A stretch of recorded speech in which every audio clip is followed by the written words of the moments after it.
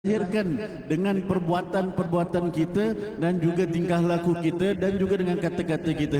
Maka firman Allah Subhanahu wa taala yang disebutkan tadi, Allah menjadikan di antara tanda-tandanya, Allah menjadikan daripada kita pasangan-pasangan hidup kita supaya kita hidup bersama-sama dan mempunyai perkasaan mawaddah dan rahmah. Dan mawaddah ini adalah kasih sayang di antara pasangan suami isteri yang perlu ditunjukkan, yang dizahirkan dengan perbuatan dan juga dengan percakapan. وهكذا في الحياة الزوجية الإسلامية الصحيحة، فالطور الأول بين الزوجين تكون المودة، والطور الآخر تكون المحبة، فإذا دخل في السن وكبرا خلاص تكون بينهم رحمة تلك الحالة. Dan begitulah asas perkahwinan rumah tangga itu, mesti ada mawaddah, kasih sayang yang dizahirkan, yang ditunjukkan dengan perbuatan dan juga kata-kata, ditambah juga dengan mahabbah di dalam hati, dan juga akhirnya akan membuahkan hasil yaitu rahmah di dalam rumah tangga. ولذلك ربنا جل جلاله وتعالى في علاه سمى نفسه الودود ولم يسمي نفسه المحب، الودود الذي يتودد إلى عباده عز وجل.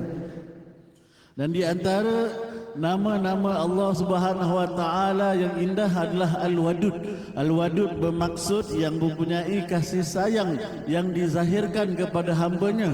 Allah tidak menggunakan perkataan ataupun nama Al-Muhib, orang yang mencintai mungkin tetapi tidak dizahirkan kecintaannya. وقال سبحانه وتعالى إن الذين آمنوا وعملوا الصالحات سيجعل لهم الرحمن ودا، وليس محبة، ودا منه سبحانه وتعالى. Dan bagi orang-orang yang beriman, dalam firman Allah SWT, bagi orang-orang yang beriman dan beramal saleh, Allah Subhanahu wa taala akan melahirkan bagi mereka wudda, perasaan kasih sayang. Bukan sahaja perasaan kasih sayang yang ada, namun kasih sayang itu dizahirkan dengan perbuatan dan juga ketentuan Allah Subhanahu wa taala. نسأل الله تعالى أن يجعل هذا المسجد المبارك مسجد المودة معمورا بالعلوم النافعة إلى يوم الدين، ومعمورا بالأعمال الصالحة الخالصة المقبولة إلى يوم الدين، وبقية المساجد بعون الله تعالى وبركة نبيه صلى الله عليه وسلم. Dan kami memohon pada Allah Subhanahu wa taala agar menjadikan Masjid Mawaddah ini makmur dengan perkara-perkara urusan-urusan agama, dan juga makmur dengan ilmu-ilmu yang bermanfaat. Dan kami juga memohon pada Allah Subhanahu wa taala bagi setiap masjid yang ada di Singapura ini akan seperti itu dengan berkat baginda Nabi Muhammad sallallahu alaihi wasallam. ونواصل أحاديثنا القراءة في أحاديث النبي محمد صلى الله عليه وسلم، فأن في كلام رسول الله صلى الله عليه وسلم سعادة الدنيا وسعادة الآخرة. Dan kita meneruskan perbincangan kita, pembacaan kitab hadis kita, di mana baginda Nabi sallallahu alaihi wasallam mengajarkan kepada kita kebahagiaan duniawi dan juga kebahagiaan di akhirat. ولذلك إذا طبق المسلمون كلام نبيهم صلى الله عليه وسلم كاملا وليس مجزأ لن تجد فيهم فقيرا ولن تجد فيهم مريضا ولن تجد فيهم مشكلات، سيعيشون في هذا العالم كأنهم في عالم الجنة. Dan apabila kita memahami hadis-hadis kalam baginda Nabi Muhammad sallallahu alaihi wasallam, semua akan dapat meraih manfaat dan jadi sebahagian daripada hadis itu. Mempunyai kemungkinan, tak kisahlah sama ada dia orang yang kaya, dia orang yang miskin, dia lelaki ataupun wanita, semua dapat mengambil faedah daripada kalamnya baginda Nabi sallallahu alaihi wasallam. ستنتشر بينهم المحبة ببركة السلام، كما قال صلى الله عليه وسلم: ألا أدلكم على شيء إذا فعلتموه تحاببتم، اشفوا السلام بينكم. فإذا جاءت المحبة بين المسلمين لن تكون هناك مشاكل، لن يكون هناك كره، لن تكون هناك ضرب، لن يكون هناك إيذاء، تكون بينهم محبة في ذات الله وذات رسوله صلى الله عليه وسلم. Dan hendaklah kita berkasih sayang dan juga memberi salam di antara sesama kita yang memperdengarkan dan membaca hadis-hadis baginda Nabi sallallahu alaihi wasallam dengan memberikan salam di antara satu sama lain. Apabila kita memberi salam, memberikan ucapan yang indah, itu akan memasukkan ke dalam hati kita kasih sayang di antara kita semua, dan agar menghilangkan semua masalah-masalah yang mungkin berlaku di antara diri kita, kesakitan-kesakitan yang kita mengakibatkan kepada orang lain, namun dengan melafazkan salam ke atas mereka ni, semoga Allah SWT memasukkan dalam hati kita kasih sayang. وإذا طبقوا نظام الزكاة تطبيقا كاملا في المعطي وفي الآخذ وبالشروط. في سنة واحدة فقط يحلون المشكلة الاقتصادية، في السنة الثانية يكونون كلهم أغنياء، لا يوجد أحد يحتاج إلى الزكاة ولا إلى المال. Nabi mengatakan apa sahaja yang diajarkan oleh baginda Nabi SAW ini dapat dilakukan oleh semua orang, seperti memberi salam kepada sesatu sama lain, semua orang boleh lakukan. Begitu juga membayar zakat.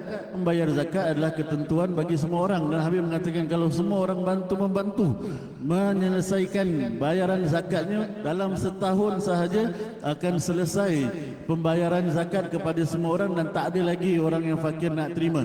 Second year, tahun kedua pula kita akan memperkayakan kaum muslimin dengan duit-duit zakat harta kita. وإذا عرفوا رحمة الله سبحانه وتعالى وحكمته جل جلاله وتعالى في علاه في تعدد الزوجات وقاموا بهذا من غير إضرار، من غير ظلم، من غير حساب هذا على هذا، ما تكون عند امرأة مشكلة في الإسلام أبدا ولا حرمان في الدين.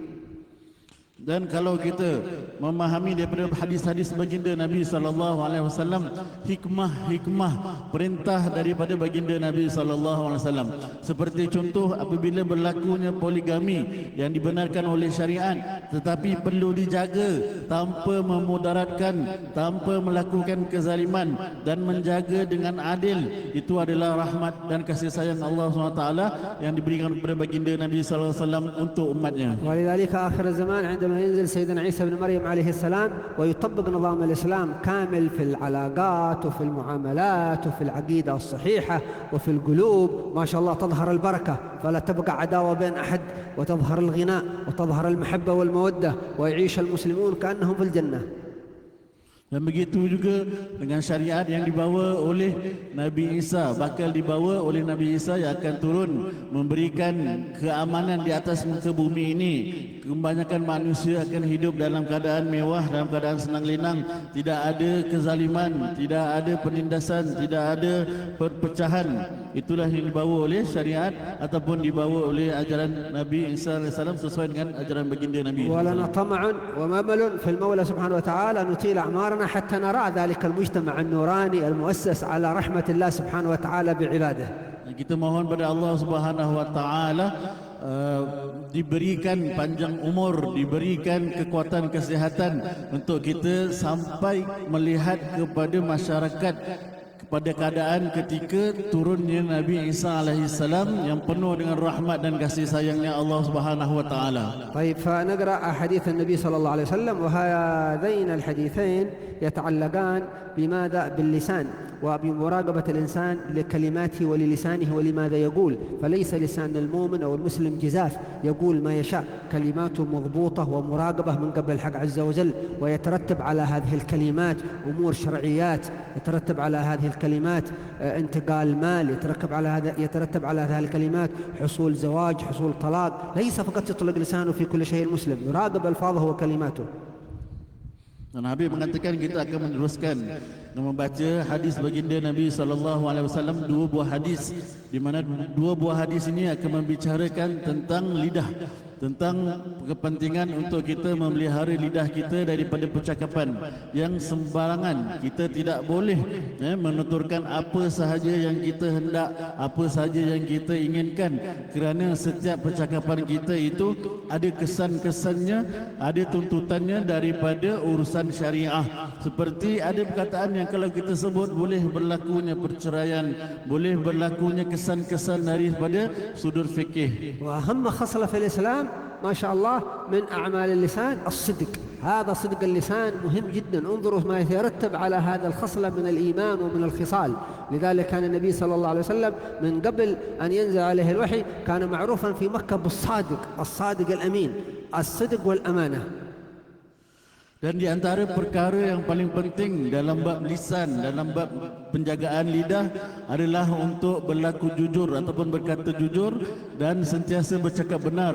Dan itu adalah sifatnya baginda Nabi SAW sebelum lagi beliau diutus di masyarakat jahiliah. Beliau dikenal sebagai as-sadiqul amin, orang yang jujur dan orang yang boleh dipercayai. وانظروا كيف يتكلم النبي صلى الله عليه وسلم في هذا الحديث عن صدق اللسان، وممكن أن يبلغ الإنسان صدق اللسان إلى أعلى مراتب في الدين، إلى أعلى مراتب في مقام الإحسان، يبلغه صدق اللسان إلى مقام الصديقية الكبرى، الصديقين الذين رتبتهم بعد النبيين مباشرة، أولئك الذين أنعم الله عليهم من النبيين والصديقين. حتى سيدنا أبو بكر الصديق اسمه الصديق، تكون أنت في رتبة راقية في الإيمان كأنك قريب من سيدنا أبو بكر الصديق الأكبر رضي الله عنه. بماذا؟ بصدق اللسان فقط، عدم الكذب. Dan Habib mengatakan dengan menjaga lidah, dengan berkata benar, berkata jujur, itu akan menyampaikan kita kepada keadaan yang tertinggi di dalam agama. Dengan sentiasa menjaga lidah, kita akan sampai kepada martabat ataupun darjat as-siddiqin, iaitu setelah para anbiya, mereka-mereka yang diberi nikmat oleh Allah Subhanahu wa taala dari para siddiqin, syuhada dan solihin. Begitu juga Sayyidina Abu Bakar As-Siddiq, beliau digelarkan sebagai As-Siddiq kerana beliau membenarkan dan sentiasa berlaku jujur bersama dengan baginda Nabi SAW. Dan kedudukan beliau tidak ada yang dekat dengan kedudukan Abu Bakar kerana keistimewaan kedudukan yang tinggi yang beliau sampai dengan lidahnya yang sentiasa membenarkan dan berlaku jujur. وممكن المرأة في الإسلام تصل إلى رتبة سيدتنا مريم الصديقة العظمى التي لم يذكر الله سبحانه وتعالى امرأة باسمها في القرآن قط إلا اسم سيدتنا مريم، ولم ينزل سورة باسم امرأة قط سوى باسم سيدتنا مريم، لأنها ولدت ولادة خارقة للعادة ليست كولادة البشر العاديين، فوصفها الحق بأنها صديقة. فالمرأة في الإسلام ممكن تكون صديقة بأمر بسيط جدا ليس بتعب، مثل الصيام بالنهار وقيام الليل كله وإنفاق المال كله، فقط بصدق اللسان. بصدق اللسان، صدق اللسان كما سنسمع في الحديث يهدي إلى كل أمور الخير، كل خصلة من خصال الخير يصلها الإنسان بصدق اللسان، كما قال النبي صلى الله عليه وسلم في هذا الحديث إن الصدق يهدي إلى البر. وما هو البر؟ البر اسم جامع لجميع خصال الخير، كما سيأتي معنا في سورة البقرة: ليس البر أن تولوا وجوهكم قبل المشرق والمغرب. Dan Habib mengatakan juga selain daripada Sayyidina Abu Bakar Siddiq, begitu juga seorang wanita sampai kepada darjat siddiqah, yang disebutkan dalam Quran, iaitu Sayyidatina Maryam. Seorang wanita juga boleh sampai kepada kedudukan yang tertinggi dengan hanya menjadi orang yang benar dan berlaku jujur dan ikhlas menerima ketentuan Allah Subhanahu wa taala. Ketahuilah bahawa di dalam Al-Quran tidak ada nama lain yang disebutkan secara penuh, secara satu surah yang penuh, kecuali surah Maryam.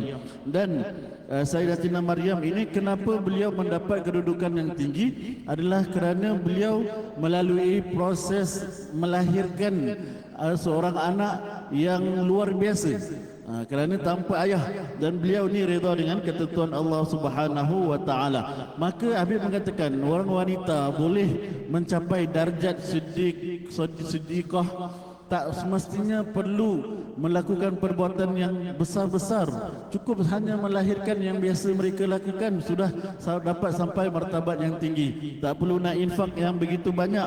Bahkan as-siddiq itu berlaku jujur ataupun benar itu sendiri boleh membawa kepada kebaikan yang begitu banyak sekali, seperti yang disebutkan dalam hadis ini, bahawa setiap perasaan ataupun berkata benar ini membawa kepada bir. Bir ini adalah satu perkataan yang umum bagi semua bentuk kebaikan, termasuklah di dalam sebutan perkataan bir. نعم. فإذا قال النبي صلى الله عليه وسلم إن الصدق أي صدق اللسان والإخبار بالواقع في جميع الحالات كلها يهدي إلى البر. ما هو البر؟ يهدي إلى كل خصلة طيبة. انظر كيف الحق عز وجل يقول: ليس البر أن تولوا وجوهكم قبل المشرق والمغرب ولكن البر من آمن بالله، حتى يوصل إلى الإيمان بالله جل جلاله. إن كان هذا الإنسان مؤمنا يزداد إيمانا بالله، وإن كان هذا غير مسلم إذا كان صادقا يهتدي إلى الإيمان ويهتدي إلى الإسلام. Dan seperti yang disebutkan dalam hadis ini, sesungguhnya kejujuran di sini adalah kejujuran lisan, lidah akan membawa kepada bir, iaitu kebaikan. Seperti yang disebutkan tadi, semua bentuk kebaikan termasuk di dalam perkataan al-bir. Begitu juga dalam firman Allah Subhanahu wa taala, bukanlah termasuk dalam perkara yang baik untuk kamu melihat ke arah timur dan barat, tapi kebaikan di sisi Allah Subhanahu wa taala adalah mereka yang beriman kepada Allah Subhanahu wa taala. لذلك عندما حولت القبلة والمسلمون بدل أن يصلوا إلى بيت المقدس حولهم الله عز وجل يصلون إلى الكعبة المشرفة، حصلت البلبلة في المدينة وتكلم السفهاء كيف هذه القبلة كذا وكذا، فأنزل الحق عز وجل ليس البر أن تولوا وجوهكم قبل المشرق والمغرب ولكن البر من آمن بالله. أساس الأسس كلها الإيمان بالله جل جلاله، يتفرع بعد الإيمان بالله سبحانه وتعالى كل خير بعد ذلك. الأساس الإيمان بالله. Dan Habib menjelaskan kenapa ayat tadi berbicara tentang bukanlah kebaikan itu melihat ke kiri ke kanan atau ke timur ke barat. Ia adalah kerana berkenaan dengan peristiwa perubahan kiblat. Pada asalnya kiblat umat Islam berkiblatkan kepada Baitul Maqdis. Namun Allah SWT perintahkan untuk menukar kepada Kaabah, dan apabila berlaku perubahan kiblat daripada Baitul Maqdis ke Kaabah, ada suara-suara yang tidak puas hati ataupun bertanya-tanya, kenapa ni tukar-tukar ni kiblat ni sekejap macam ni sekejap macam ini. Maka Allah Subhanahu wa taala menurunkan ayat menjelaskan bukanlah tanda kebaikan ataupun albir itu adalah kamu melihat ataupun berkiblatkan ke kanan ataupun ke kiri, ke timur atau ke barat, ke Masjidil Aqsa ataupun ke Kaabah, tapi kebaikan albir itu adalah barang siapa yang beriman dengan Allah Subhanahu wa taala dan mengikuti perintahnya. Wa ma'na al-iman billahi subhanahu wa ta'ala an nu'min bi anna Allah azza wa jalla mawjud. Awalan al-wujud, thumma wahid. بعض الفلاسفة يؤمنون بأن الكون هذا إله، ولكنهم يقولون آلهة متعددة سواء كان في الزمن القديم أو في عصرنا هذا، أن الله عز وجل موجود وإن كنا لا نشاهده سبحانه وتعالى في هذه الحياة وهو معنا عز وجل، وأنه واحد سبحانه وتعالى، وأنه على كل شيء قدير جل جلاله. ويتفرع من هذا الصفات الإلهية، العلم والقدرة والإرادة والكلام إلى غير ذلك. أول نؤمن بالله، من آمن بالله خلاص تأتي بعضها الفرعيات كلها، تؤمن بالدار الآخرة، اليوم الآخر. من أخبرنا أنه يوم آخر؟ الله الذي أمنت به. من لم يؤمن بالله لا نقدر أن نقول ملائكة، ولا نقدر أن نقول حساب، ولا نقدر أن نقول نار، ولا نقدر أن نقول جنة، لأنه ليس مؤمن بالأصل الذي أخبرنا بكل هذه الحقائق سبحانه وتعالى. Dan antara bentuk keimanan kepada Allah Subhanahu wa taala yang pertama sekali adalah untuk kita mempercayai bahawa Allah itu maujud, Allah itu ada, Allah itu walaupun kita tidak melihat dengan mata kepala kita, namun kita mesti yakin yang Allah Subhanahu wa taala itu wujud. Dan juga perkara yang kedua, kewujudan Allah Subhanahu wa taala sebagai Tuhan adalah Tuhan yang esa, bukan Tuhan yang banyak ataupun berbagai-bagai Tuhan seperti yang difahami oleh sebahagian manusia pada zaman dahulu ataupun pada zaman sekarang dengan mengatakan Tuhan itu ada beberapa, ada berbagai-bagai. Namun dalam beriman kepada Allah Subhanahu wa taala penting untuk kita memahami yang Allah itu ada dan Allah itu esa, dan juga Allah itu Subhanahu wa taala sangat berkuasa untuk melakukan apa sahaja yang dikehendaki. Itu adalah asas dalam memahami keimanan kepada Allah Subhanahu wa taala. Kemudian keluar daripada situ sifat-sifat Allah Subhanahu wa taala yang lain juga yang termasuk dalam yang berilmu, yang bijaksana dan sebagainya.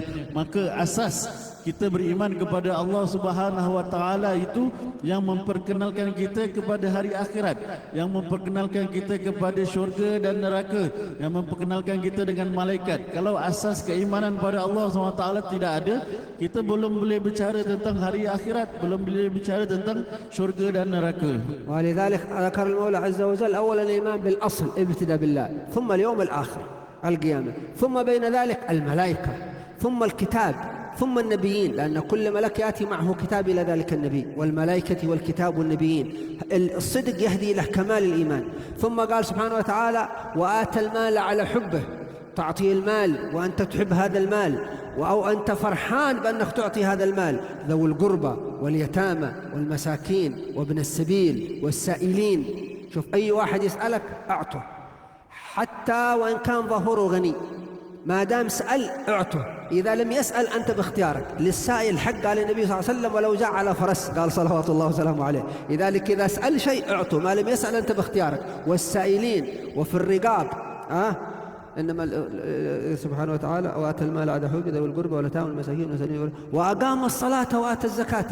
بعدين كيف يقيم الصلاة ويؤتي الزكاة؟ واللي قبله ذا وآتى المال على حبه ذوي القربى ليس من الزكاة، ممكن يكون من الأعمال الزايدة. وآتى المال على حبه ذوي القربى واليتامى والمساكين وابن السبيل، لأن الزكوات لها مصرف خاص والمعاونة لها مصرف عام ليس تدخل فيه. Nabi mengatakan asas itu hendaklah bermula dengan keimanan kepada Allah Subhanahu wa taala sebagai dia punya starting point, kemudian beriman kepada hari akhirat, kemudian beriman dengan kitab-kitab Allah Subhanahu wa taala, kemudian beriman dengan para malaikat. Itu ada asas yang perlu kita fahami berkenaan dengan keimanan kepada Allah Subhanahu wa taala. Kemudian Allah Subhanahu wa taala menjelaskan lagi bagi orang yang memberikan sesuatu. Habis membacakan firman Allah SWT, bagi yang memberikan anak-anak yatim, orang-orang yang meminta, orang-orang yang dekat dengan kita, apabila kita memberikan kepada mereka, hendaklah kita cuba memberikan dengan perasaan kasih sayang. Itu di antara bentuk keimanan, apabila kita memberikan kepada mereka dengan perasaan kasih dan sayang. Dan dalam sabda baginda Nabi SAW, orang yang meminta, orang yang mempunyai hajat ini ada hak ke atas kita, dengan mengatakan bagi orang yang bertanya, yang meminta sesuatu hajat, hak ke atas kita walaupun orang yang datang itu menaiki kuda. Maksudnya walaupun orang tu senang, walaupun orang tu datang naik kereta, pada kita tengok macam kaya je, asal nak minta lagi. Nabi cakap masih ada lagi hak kepada ke atas kita untuk memenuhinya walaupun dia naik di atas kuda. Dan juga sifat-sifat orang yang beriman, mereka ini memberikan harta-harta kepada orang-orang yang mereka kasih dengan kasih sayang, dan melakukan ibadah solat, dan melaksanakan ibadah zakat dan sebagainya. والموفون بعهدهم إذا عاهدوا، هذا من كمال الإيمان. إذا عاهدنا أحد لا نغدر، فالمسلمون لا يجوز لهم الغدر حتى ولو في الحرب. والموفون بعهدهم إذا عاهدوا، هناك عهد وهناك عقد. العقد الذي يتضمن الإيجاب والقبول، والعهد الذي يكون فيه اتفاق. لذلك يقولون عقد النكاح وليس عهد النكاح، عقد. Dan di antara perkara-perkara yang Allah sebutkan dalam Al-Quran, sifat orang-orang yang mulia, sifat-sifat orang yang beriman kepada Allah Subhanahu wa taala, setelah mereka memberikan pemberian yang baik, menunaikan hajat, melaksanakan ibadah solat dan melakukan zakat, mereka juga adalah orang-orang yang setia kepada janji-janji yang mereka telah lakukan ataupun telah sebutkan. Dan janji ini ada tuntutan-tuntutannya, dan seperti itulah dalam perjanjian tu ada ijab dan kabul, ada yang mengucapkan, ada yang menerima bila kita melakukan sesuatu perjanjian. Begitu juga dalam bab pernikahan, kita mengatakan dalam pernikahan tu akad nikah, bukan ahad nikah. Maksudnya akad ni adalah satu perjanjian yang lebih kuat daripada perjanjian yang umum sahaja. Dia ada tuntutan untuk memenuhi janji tersebut. ثم قال سبحانه وتعالى والصابرين في البأساء والضراء. البأس يعني في البؤس، في الشدة، في الحاجة، في الفقر يصبر. والضراء يعني عند المرض. انظر كيف صدق اللسان يجعلك من الصابرين في البأساء والضراء. والموضع الثالث حين البأس في الحروب. أولئك الذين صدقوا وأولئك هم المتقون. هذا الإيمان الكامل. ويأتي كل هذه الخصال بصدق اللسان، عندما يصدق لا يكذب أبدا، صدق اللسان. وأولئك هم المتقون.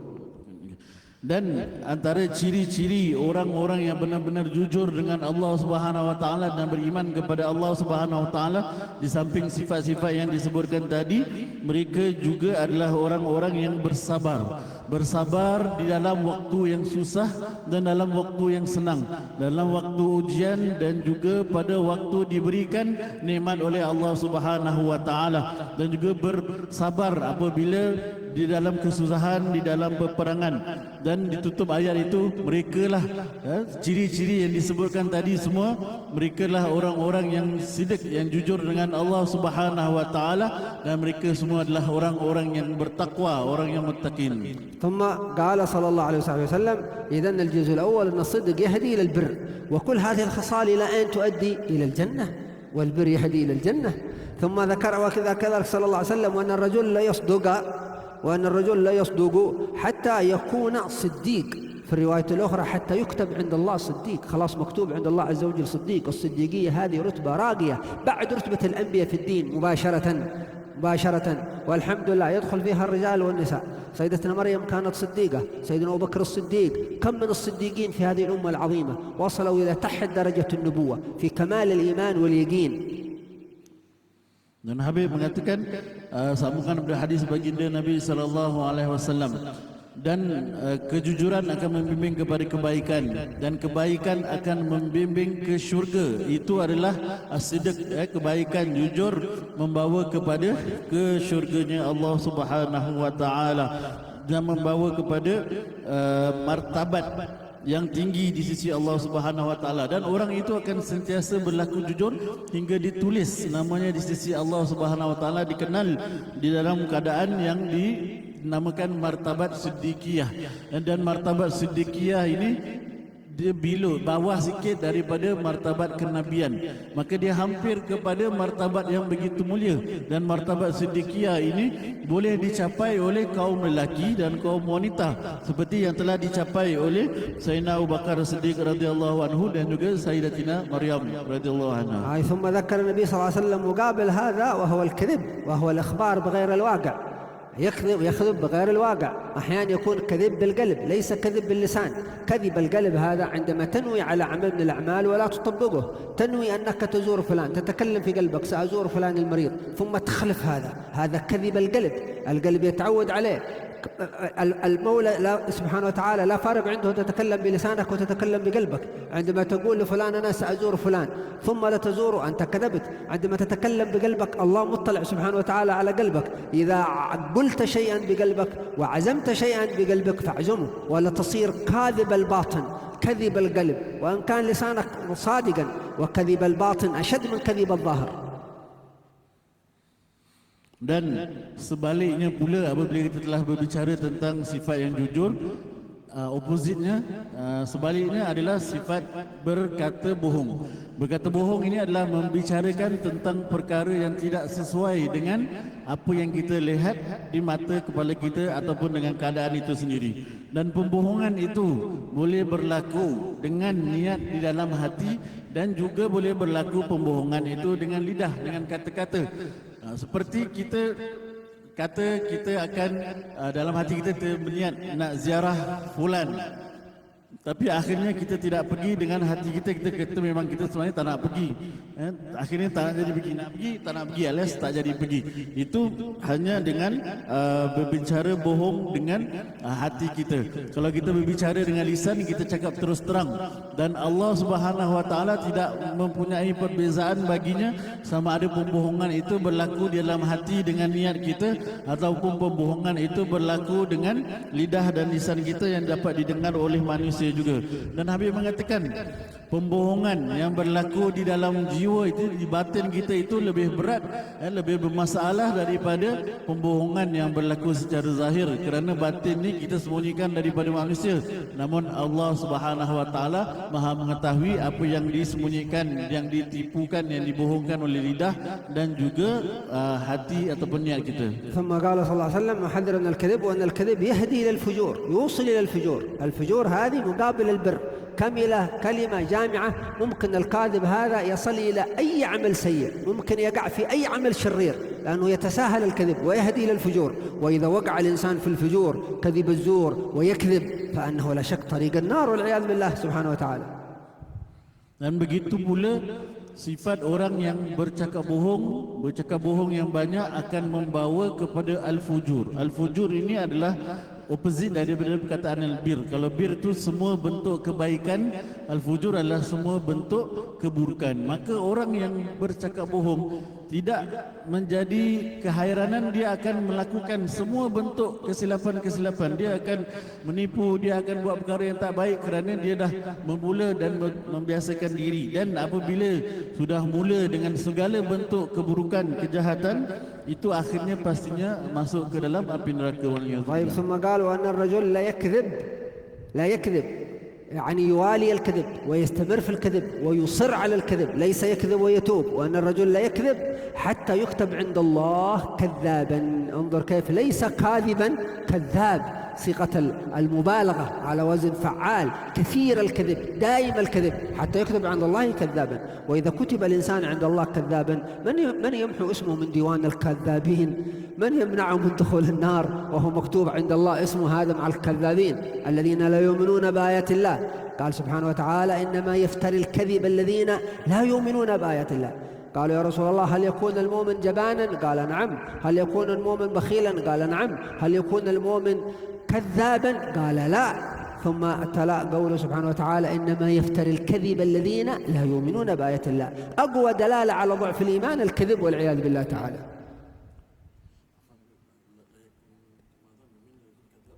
لا يكون جبانا، هل يكون جبانا أو بخيلا؟ Dan orang yang berbicara tentang sifat yang berdusta ini, dia akan membawa kepada banyak kali berdusta. Bukan hanya satu kali berdusta, dia akan yastamir, dia akan bersambung, dan dia juga akan tetap di jalan pembohongan, dan dia akan menegakkan pembohongan dia, dan dia tidak bertaubat daripada melakukan pembohongan. Orang ini, nauzubillah, dia akan dikenal, ditulis di sisi Allah Subhanahu wa taala sebagai orang yang penipu.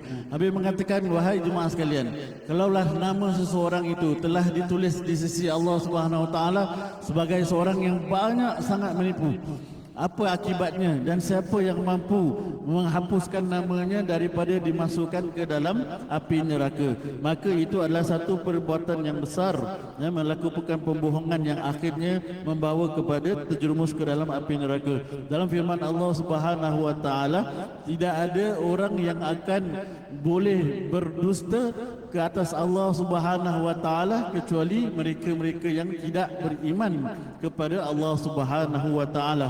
Dan ditanyakan kepada baginda Nabi sallallahu alaihi wasallam, ya Rasulullah, boleh tak orang mukmin itu dia mempunyai sifat pengecut? Rasulullah kata, boleh, ada kemungkinan orang mukmin itu ada sifat takut. Ada tak, boleh tak orang mukmin itu mempunyai sifat kedekut, bakhil sedikit dengan hartanya? Nabi kata, boleh jadi orang yang beriman ada mempunyai sifat yang bakhil. Dan ditanyakan, ya Rasulullah, ada boleh tak jadi orang yang beriman itu mempunyai sifat pembohong, penipu? Nabi kata, tidak. Tidak boleh menjadi sebahagian daripada sifat yang orang beriman itu melakukan pembohongan dan penipuan. طيب فنسأل الله تعالى أن يجعلنا وإياكم من الصادقين ويرقينا في مراقي الصديقين بعد ذلك. Dan kita mohon kepada Allah Subhanahu wa taala memberikan kepada kita, menganugerahkan kepada kita sifat berlaku jujur dan benar ini sehingga kita dinaikkan ke martabat siddiqiyah. ولذلك قال المولى سبحانه وتعالى في سورة التوبة: يا أيها الذين آمنوا اتقوا الله وكونوا مع الصادقين. ما قال الله عز وجل يا أيها الذين آمنوا اتقوا الله وكونوا من الصادقين، قال كونوا مع الصادقين. وفي هذا إشارة إلى أن الإنسان لا يقدر أن يكون صادقا إلا إذا جالس الصادقين، وإذا خالط الصادقين، وإذا تأثر بالصادقين يكون مثلهم صادقا. اتقوا الله وكونوا مع الصادقين. Dalam firman Allah Subhanahu wa taala, Allah memerintahkan kita untuk bertakwalah kepada Allah Subhanahu wa taala dan jadilah kamu semua bersama dengan para siddiqin. Dan lafaz yang digunakanlah jadilah kamu bersama para siddiqin bukan menjadi daripada sebahagian ataupun jadi part of siddiqin. Tidak, kita mesti menjadi orang yang bersama-sama dengan orang siddiqin, sentiasa bercampur, bergaul, kerana itu yang akan memastikan kita bersama dengan mereka sentiasa, bukan kadang-kadang sahaja, agar kita dapat istiqamah dalam sifat siddiq ini. طيب وهذه البلايا المنتشرة بين صفوف المسلمين التي توهن المسلمين وتضعفهم وتؤخر انتصاراتهم وصلتهم بالله عز وجل.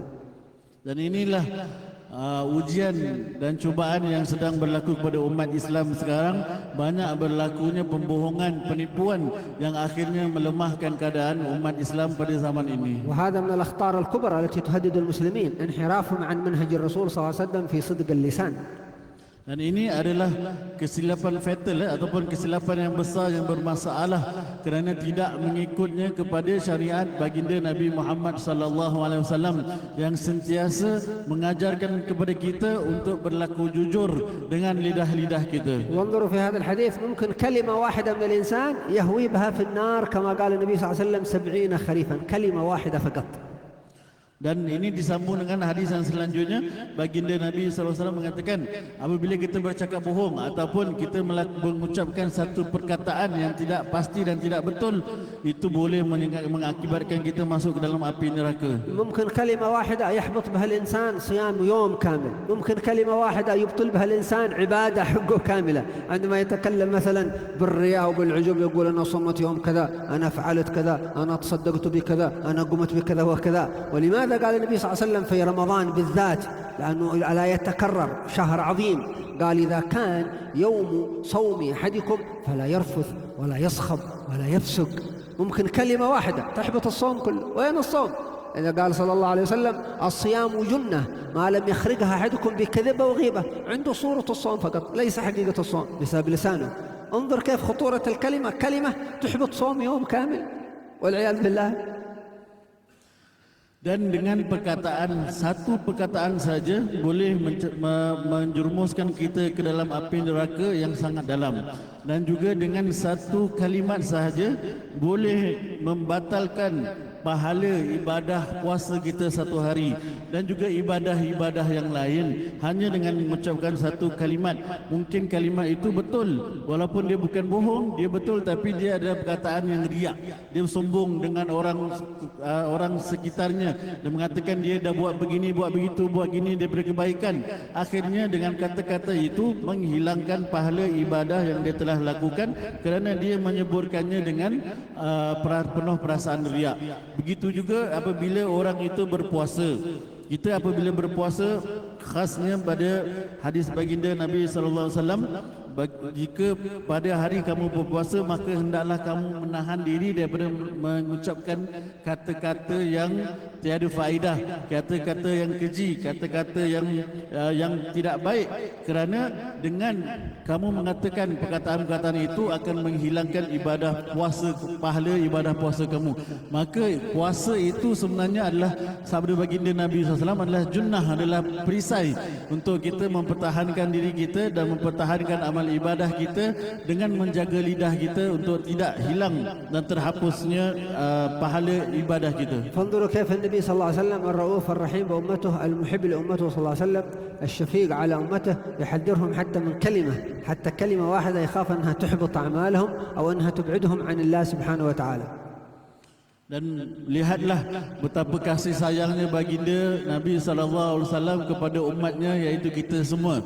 Baginda memberikan amaran kepada kita, jangan sampai cakap banyak-banyak. Bukan dengan cakap banyak-banyak, jangan cakap satu perkataan pun yang boleh mengakibatkan hilangnya pahala ibadah yang telah pernah kita lakukan, namun ia telah diingatkan kepada kita oleh baginda Nabi SAW. وأحيانا تكون هذه الكلمة أن العبد لا يتكلم بالكلمة، أحيانا تكون كلمة هي كفر ظاهرها عادي وهي كفر، أو تكون كلمة خطيرة بدعة، استنقاص للرسول صلى الله عليه وسلم، تنقيص لمقام الرسول صلى الله عليه وسلم، يظنها أنها كلمة بسيطة وهي خطيرة عند الله. أحيانا كلمة يكون فيها استهزاء بمسلم، يستحقر مسلم، يستصغر مسلم، يظنها كلمة كبيرة. فلذلك جاء في بعض الروايات أن الرجل لا يتكلم بالكلمة يضحك بها جلساؤه، يريد يضحك الذين يجلسون معه، يظن أنها مسألة ضحك أو مزاح. ليس في الدين كذلك، الدين ليس فيه المزاح، امزح في المباحات. أما يستهزي بآية أو بسورة أو بنبي من الأنبياء أو بشعيرة من شعائر الله، بمسجد أو سنة من سنن الرسول صلى الله عليه وسلم، هذه يهوي بها الإنسان المسلم في النار 70 خريفا كما جاء في الرواية الأخرى. أن الرجل لا يتكلم بالكلمة، يتكلم في جلال الله عز وجل بما لا يليق بغير علم. الله كذا، الله له يد، الله له ساق، الله له عين. أنت ما تقرأ التفسير؟ لا، ما قرأت تفسير. الله ليس كمثل شيء وهو السميع البصير. ممكن الكلمة هذه يقولها من غير علم يهوي بها في النار والعياذ بالله. Dan ketahuilah, sebuah perkataan itu tadi kita bicarakan, ada pembicaraan kata-kata yang bohong, ada kata-kata yang riak yang boleh menghilangkan amalan.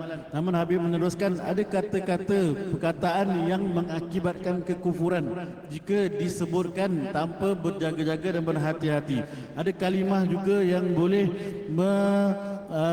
mengurangkan kadar baginda Nabi SAW. Ini juga perlu berjaga-jaga, perlu berhati-hati. Jangan cakap asal boleh saja yang mengurangkan darjat baginda Nabi Muhammad sallallahu alaihi wasallam. Jangan sampai ada kata-kata kita yang memandang rendah kepada saudara-saudara Islam kita ataupun semuslim kita. Jangan ada pandangan yang kata-kata yang memperkecilkan orang-orang lain. Kerana dalam hadis baginda Nabi sallallahu alaihi wasallam ada orang yang apabila dia berbicara dia digunakan kata-kata untuk membuatkan orang lain ketawa. Kata-kata apa? Kata-kata macam to ridicule, istihza, menghina orang, memperlekehkan orang, membahankan orang, itu akan mendapatkan balasan yang berat daripada Allah Subhanahu wa taala. Dan seperti mungkin kata-kata tersebut juga akan menjerumuskan ke dalam kawah api neraka ataupun sedalam 70 kawah api neraka. Ada pula kata-kata manusia yang suka-suka hati berbicara tentang urusan Allah Subhanahu wa taala, mengatakan Allah kenapa gini, kenapa macam itu dan sebagainya. Kata-kata yang tidak sesuai dengan makam Allah Subhanahu wa taala. Nabi mengatakan, tidakkah kamu baca tafsir? Tidakkah kamu baca kalam ulama?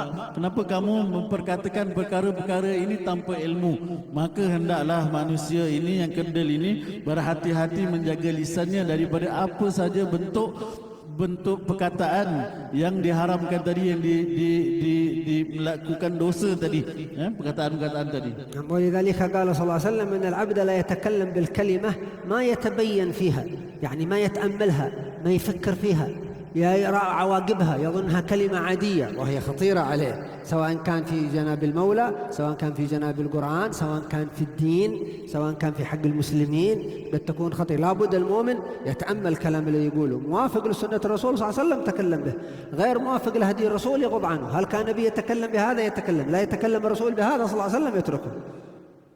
Dan hadis yang selanjutnya, apabila sabda baginda Nabi sallallahu alaihi wasallam, sesungguhnya seorang hamba mengucapkan satu ucapan sedangkan ia tidak mencari kejelasan, dia tidak mencari kepastian, dia cakap je, dia tak fikir-fikir, dia main hembus saja, dia main sebut saja, itu tak kisahlah dalam apa sahaja perkara yang dia katakan, perkara pada urusan Allah Subhanahu wa taala ataupun pada urusan Al-Quran ataupun pada urusan orang-orang Islam, ini akan menjerumuskan dia ke dalam kawah api neraka.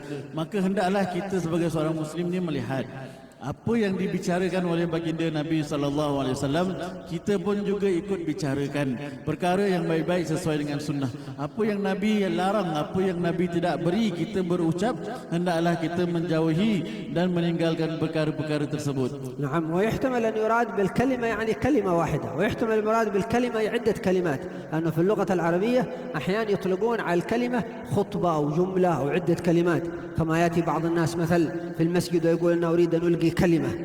هل يعني سيلقي كلمة واحدة؟ سيلقي خطبة، سيلقي درس، سيلقي موضوع كامل.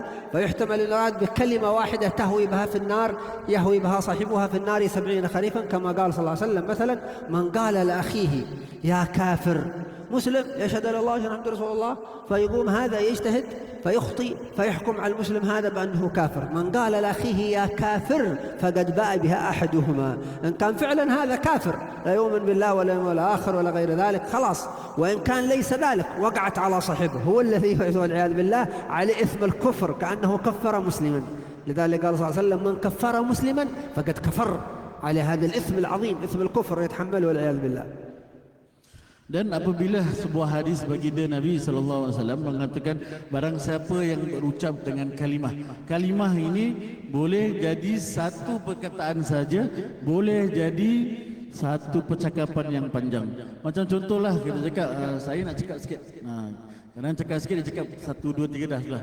Ada yang kata nak cakap sikit, 1 jam jadi berbual. Jadi khutbah, jadi cerita panjang. So itu dalam bahasa Arab tak ada masalah.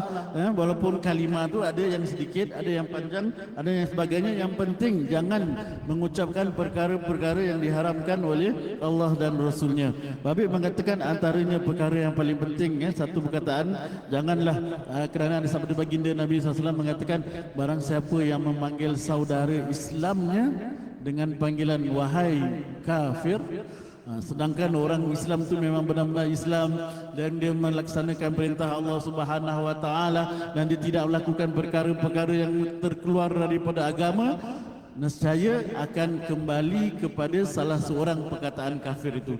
Jika tidak kembali pada orang yang dia gelarkan kafir itu, dia akan kembali kepada orang yang mengucapkan kata-kata itu. Maka itu adalah perkara yang sangat berat. Maka Habib mengatakan, barang siapa yang mengkafirkan, mengeluarkan orang Islam daripada agama, sesungguhnya perbuatan itu atau percakapan itu telah mengakibatkan beliau sendiri terkeluar daripada agama. ولذلك قال صلى الله عليه وسلم كما ورد بسند حسن اسناده ثقات قال صلى الله عليه وسلم محذرا الانسان عند الانفعال عند الغضب مع اخيه لا يذكر بعيوبه قال صلى الله عليه وسلم من ذكر مسلما بعيب ليس فيه ليشينه به لأجل لا ينفرون الناس منه لأجل يستصغرونه الناس لأجل يتكلمون عليه من ذكر مسلما بعيبا ليس فيه ليشينه يصير عند الناس ذو شين غير حسن ليشينه به حبسه الله في نار جهنم. أيوة حبس، انظر هنا حبس الدنيا سجن، حبسه الله في نار جهنم حتى يأتي بنفاذ ما قال فيه. مثل قال على إنسان هذا كاذب وهو ليس كاذب يحبس حتى يأتي. كيف ستحوله كاذب وهو صادق؟ قال على هذا بخيل هذا كذا وهو ليس كذلك ليشينوا عند الناس لأجل ينفرون منه الناس ولا يقربونه ليشينه به حبسه الله في نار جهنم حتى يأتي بنفاذ ما قال فيه. فكيف لو قال عليه مبتدع ضال هذا وهذا سيء كذا وكذا كيف وهو ليس كذلك منين والعياذ بالله. Dan begitu juga di antara sabda baginda Nabi SAW yang dengan diriwayatkan dengan sanad yang hasan, baginda Nabi SAW memberikan amaran apabila kita berada dalam keadaan marah, kita react kepada kemarahan ataupun berada dalam keadaan yang begitu geram dengan orang lain, Nabi mengata, barang siapa yang menyebutkan keburukan saudaranya yang tidak ada pada diri orang tersebut dengan tujuan untuk memburuk-burukkannya, merendah-rendahkannya, untuk menghinanya, nescaya Allah Subhanahu Wa Taala akan menjarakannya di dalam api neraka sehinggalah dia boleh buktikan apa yang dia cakap tentang saudaranya tadi. So bila kita geram dengan marah dengan orang, jangan kita buka aib, jangan kita cakap dengan orang perkara macam-macam, jangan ikut suka hati kita. Bila marah kan nak cakap, saya nak cakap, nak kasih lepas. So cakap, tapi perkara itu tak betul dan orang telah merendah-rendahkan. Allah akan kurung dia di dalam api neraka sampai dia dapat buktikan apa yang dia cakap bahawa orang itu betul, dan itu tentu-tentunya tak boleh keluar lah. فنسأل الله تعالى أن يحفظ ألسنتنا والمسلمين عن هذا الباطل كله والزيغ حتى تكون ألسنتنا ألسنة منورة بنور كلام النبي محمد صلى الله عليه وسلم. Kita mohon pada Allah Subhanahu Wa Taala untuk memelihara lidah kita, memelihara perbuatan kita daripada apa-apa perkara yang disebutkan tadi, perkara-perkara pembohongan, penipuan, merendah-rendahkan ataupun memalsukan satu perkara. Semoga kita dipelihara oleh Allah Subhanahu Wa Taala dan dapat mengikuti sunnahnya baginda Nabi sallallahu alaihi wasallam dan mendapat cahaya daripada sunnahnya baginda Nabi Muhammad sallallahu ولا alaihi wasallam. نتكلم إلا بالخير وإدخال السرور على المسلمين والنصح والذكر لله والصلاة على النبي محمد صلى الله عليه وسلم. Dan tidaklah kita berbicara kecuali berbicara dengan kebaikan. Tidaklah kita berbicara kecuali dengan memasukkan kegembiraan ke dalam hati teman-teman kita. Dan tidaklah kita berbicara kecuali membaca selawat ke atas baginda Nabi Muhammad sallallahu alaihi wasallam. هكذا يكون كلامنا كله في رضا الله عز وجل ونفعا للمسلمين.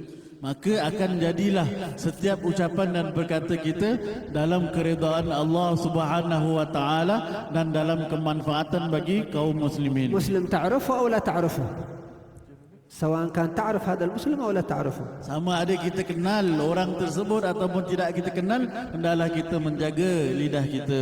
فنفرح المسلمين ونحزن لحزنهم ونتفاعل معهم. Kita bergembira dengan kegembiraan saudara kita, dan apabila saudara kita dilanda kesedihan, kita juga turut berduka cita.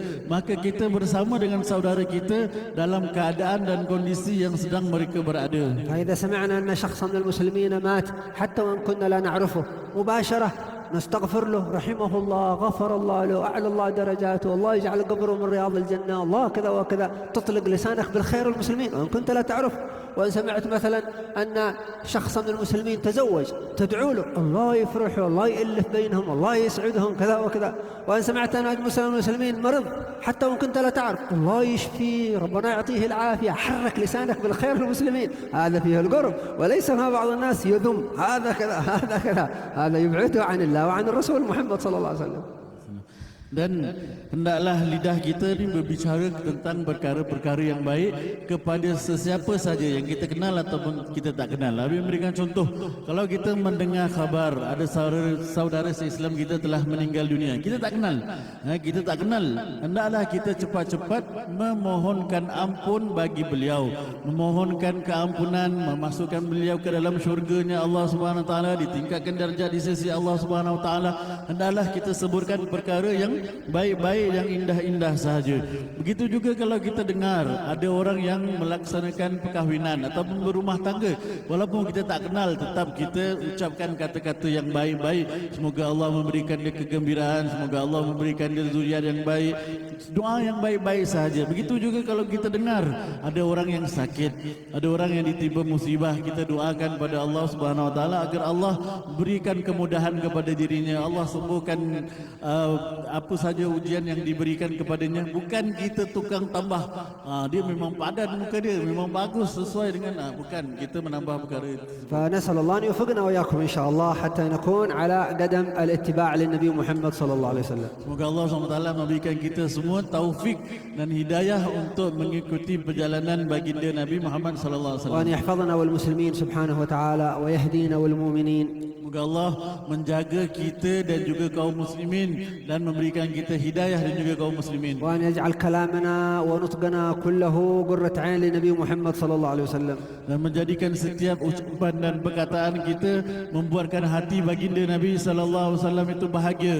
وأن يجعلنا وإياكم مفاتيح لكل خير مغاليق لكل شر. Yang menjadikan kita semua penyebab terbukanya banyak-banyak pintu kebaikan dan tertutupnya segala bentuk pintu-pintu keburukan. أسبابا للهدايات وأسبابا للترقيات وأسبابا للسعادات في الدنيا والآخرة. Yang menjadikan kita semua sebab-sebab untuk mendapatkan darjat yang tinggi di sisi Allah Subhanahu Wa Taala dan memperolehi kedudukan yang lebih tinggi di sisi Allah Subhanahu Wa Taala. سر الفاتحة وإلى حضرة النبي. Fatihah. صبرك على سبحانك إن شاء الله الرجيم. من الرحمن الرحيم مالك يوم الدين.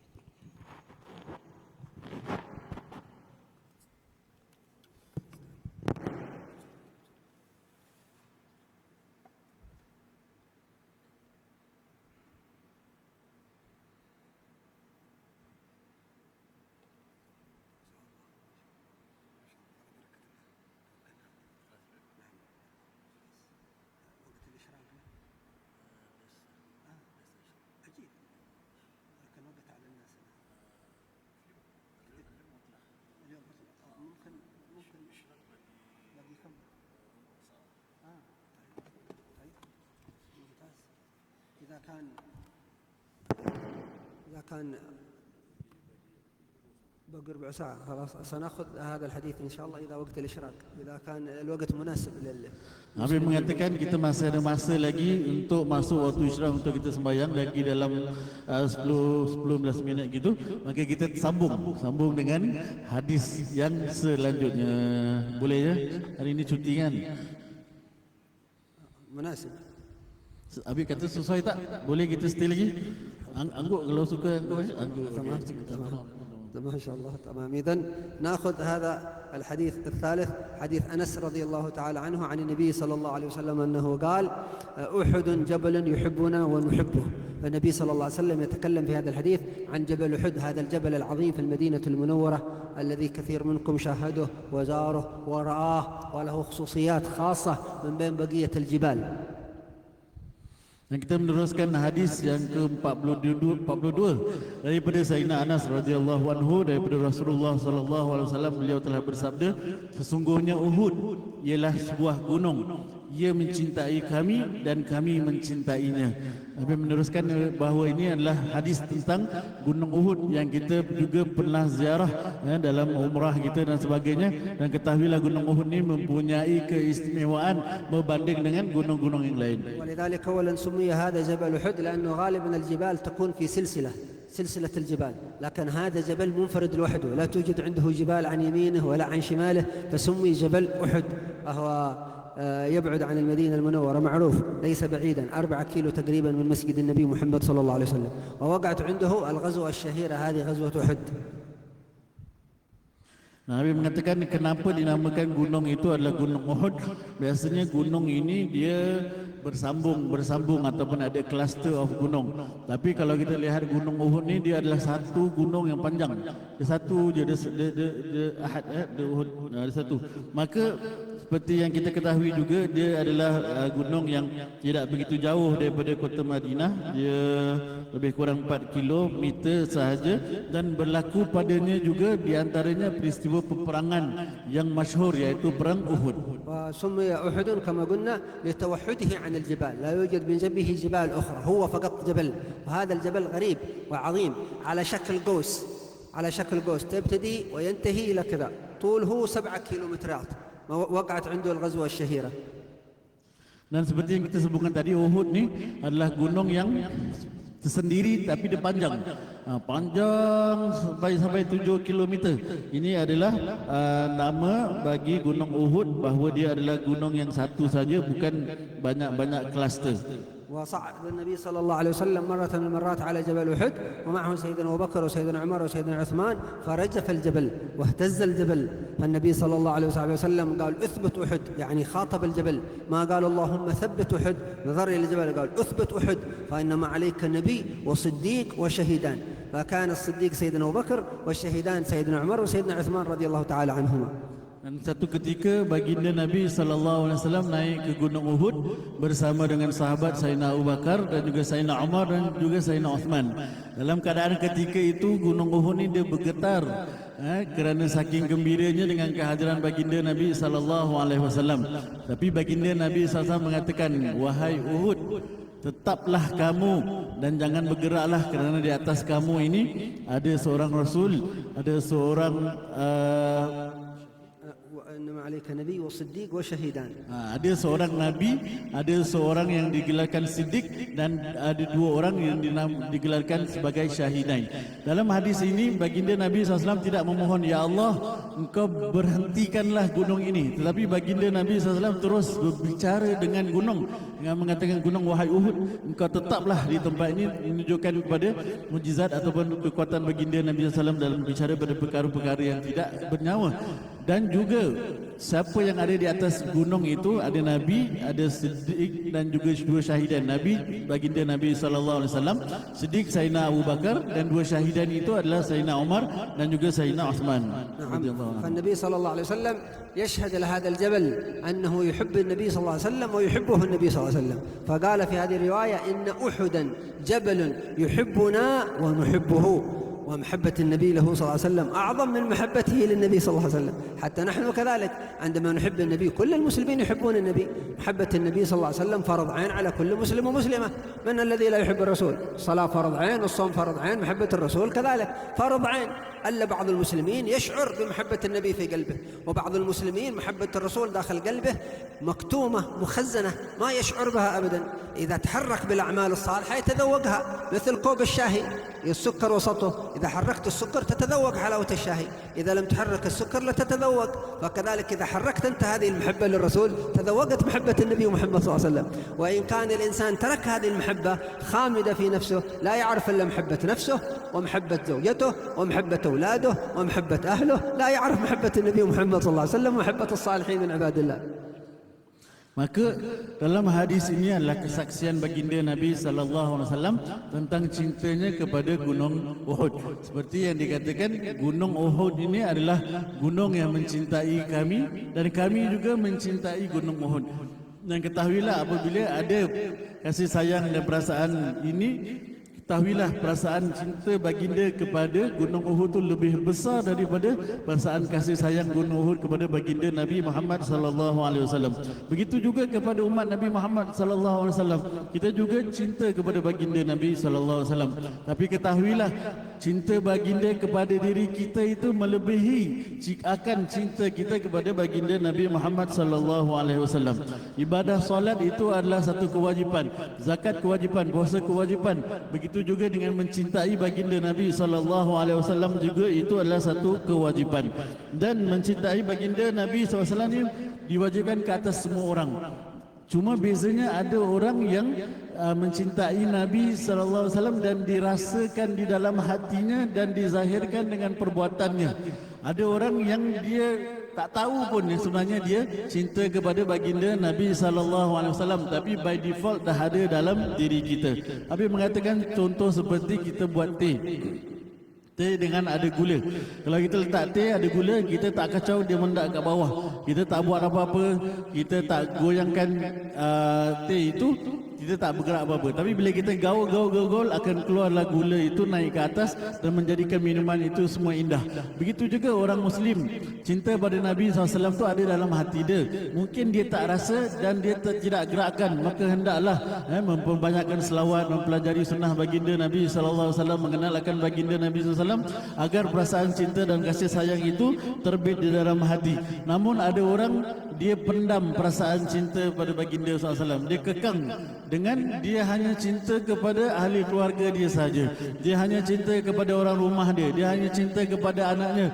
Maka lugilah walaupun dia kekang tapi sebenarnya ada di dalam dirinya. اللغة العربية هذه لغة عظيمة لأنها لغة القرآن، فالكلمة يتغير معناها بماذا؟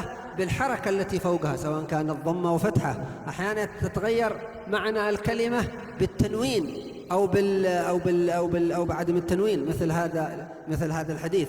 لذلك العلماء اللغة العربية قالوا في قوله صلى الله عليه وسلم إن أحدا جبل، وفي رواية عندما دخل النبي صلى الله عليه وسلم قال أحد جبل يحبنا ونحبه. هذه يسمون علماء اللغة العربية ابتداء بالنكرة، والابتداء بالنكرة هذا يفيد العموم ليس يفيد الخصوص. ومعنى أحد جبل يحبنا ويحبه أن أحد واحد من الجبال الكثيرة التي تحبنا ونحبها، لأنه هذا نكرة، والنكرة تقتضي العموم بخلاف المعرفة تقتضي الخصوص. ولذلك قالوا العلماء لو قال الرسول صلى الله عليه وسلم جبل أحد يحبنا ونحبه هذا معرفة، معنى أنه خاص بجبل أحد فقط. لكن لما ابتدأ بالنكرة صلى الله عليه وسلم قال أحد جبل، معنى أنه أحد واحد من الجبال الكثيرة التي تحب النبي ويحبها النبي محمد صلى الله عليه وسلم. Nah, itulah di antara keindahan bahasa Arab. Keindahan bahasa Arab itu boleh berubah makna jika berubah baris. Kalau berubah baris daripada baris atas kepada baris depan, memberikan makna yang berbeza.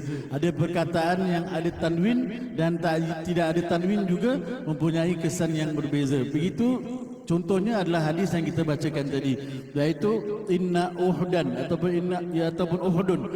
Para ulama mengatakan hadis ini kalimah perkataan Uhud itu digunakan tanwin. Digunakan tanwin di dalam bahasa Arab bermaksud nakirah, dan dalam bahasa Arab tidak memulakan dengan sesuatu perkara yang nakirah yang unspecific, itu menunjukkan umum. Bermaksud Gunung Uhud ini adalah di antara gunung-gunung yang banyak yang mencintai akan baginda Nabi sallallahu alaihi wasallam. General, bukan Gunung Uhud saja yang hanya cinta pada Nabi, tapi Gunung Uhud is part of banyak lagi gunung-gunung yang mencintai akan baginda Nabi sallallahu alaihi wasallam. Kalau Nabi tidak gunakan tanwin ataupun Nabi gunakan kepada idhafah, Jabal Uhud dalam bahasa Arab ini sebagai idhafah, dia menjadi ma'rifah, dan ma'rifah itu perkara yang spesifik yang khusus bagi Gunung Uhud, namun digunakan di sini dengan tanwin dan juga menunjukkan keumuman lafaz baginda Nabi sallallahu alaihi wasallam. ولذلك علماء اللغة العربية يقولون عند بعض القضاة المتهمين بالقتل، فقال القاضي للرجلين من منكم قتل هذا؟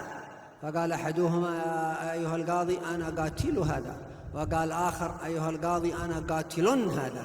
فلو كان القاضي يعني لا يعرف قواعد اللغة العربية ما يعرف من المتكلم، لكن قال أنا قاتل، هذا في المستقبل، أنا كنت ناوي أن أقتل هذا، كما قال سبحانه وتعالى ولا تقولن لشيء إني فاعل ذلك غدا.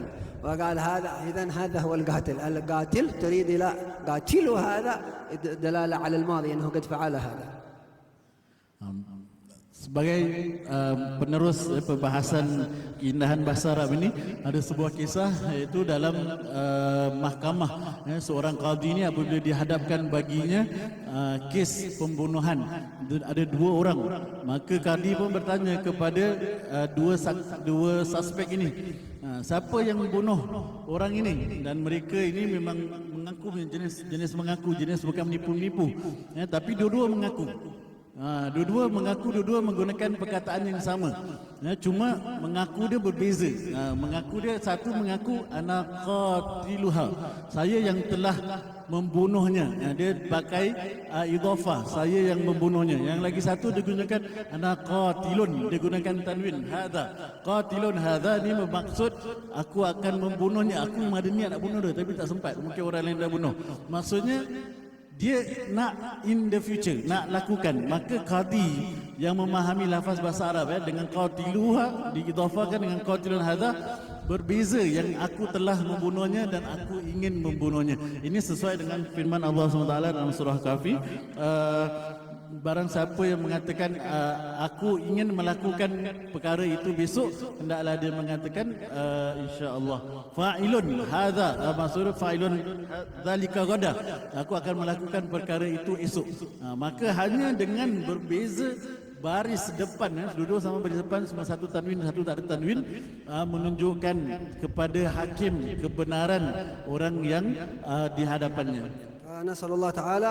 إذن النبي صلى الله عليه وسلم قال عن جبل أحد هذا بالتنكير بالتنوين، أحد جبل، فمعناه أنه عموم ومعناه أنه واحد، ولا الجبال كثيرة تحب النبي محمد صلى الله عليه وسلم، لكن وقع التصريح لأحد لخصوصية جبل أحد، حتى قال عنه صلى الله عليه وسلم أن أحد جبل من جبال الجنة، من جبال الجنة، الذين يدخلون الجنة سيرون أحد هناك كيف الجنة يا ربي ينقلوا إلى الجنة. Maka baginda Nabi SAW menggunakan lafaz umum pada perkataan Uhud, gunung Uhud tersebut. Bermaksud gunung Uhud adalah sebahagian daripada gunung-gunung yang mencintai baginda Nabi SAW. Kenapa disebutkan nama gunung Uhud? Kerana ada keistimewaan bagi gunung Uhud yang khusus yang tidak ada pada gunung-gunung yang lain. Dalam sabda baginda Nabi SAW, gunung Uhud itu adalah gunung-gunung di dalam syurga. Barang siapa yang masuk ke dalam syurga, dia akan nampak gunung Uhud di dalam syurga tersebut. وقعت عنده الغزوة المشهورة في السنة الثالثة للهجرة في شهر شوال، غزوة أحد، التي أنزل الله عز وجل آيات من القرآن لم ينزلها حتى في غزوة بدر، لأجل يستفيد المسلمون مما حصل في غزوة أحد. Dan perang ataupun gunung Uhud ini berlaku padanya sebuah peristiwa peperangan yang berlaku pada tahun ketiga Hijrah dan berlaku dalam bulan Syawal. Dan pada peristiwa perang Uhud ini Allah Subhanahu wa taala telah menurunkan ayat-ayat Al-Quran yang walaupun dalam peperangan Badar pun Allah tak turunkan ayat-ayat seperti yang diturunkan dalam peperangan Uhud, agar kita mengambil pengajaran dan kebaikan daripada peristiwa tersebut. فنسأل الله أن يوفقنا وإياكم ويجعلنا متجالسين فيه سبحانه وتعالى متعاونين على ما يرضيه جل جلاله. Abi mohon kita semua menjadi orang-orang yang mendengar nasihat yang baik dan melaksanakan perintah-perintah Allah SWT, menjadikan kita daripada orang yang mendapat keridhaan Allah Subhanahu wa taala. وكما جمعنا سبحانه وتعالى في رياض الجنة في الدنيا وهي المساجد وحلقات العلم ومجالس الذكر، نسأل أن يجمعنا في رياض الجنة الحقيقية مع النبي محمد صلى الله عليه وسلم. Dan Nabi memohon pada Allah SWT seperti mana Allah telah mengumpulkan kita di taman-taman syurga di dunia ini, yaitu dalam masjid Allah, dalam rumah Allah, mempelajari ilmu-ilmunya Allah SWT. Kita juga memohon agar dikumpulkan di dalam syurga yang sebenar-benarnya di akhirat kelak bersama dengan baginda Nabi Muhammad sallallahu alaihi wasallam. بسر الفاتحة وإلى حضرة النبي. Fatihah.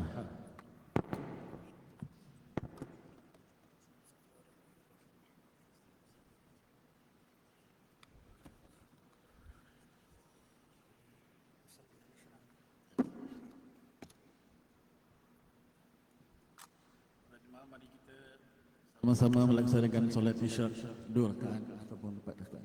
Tafadhal.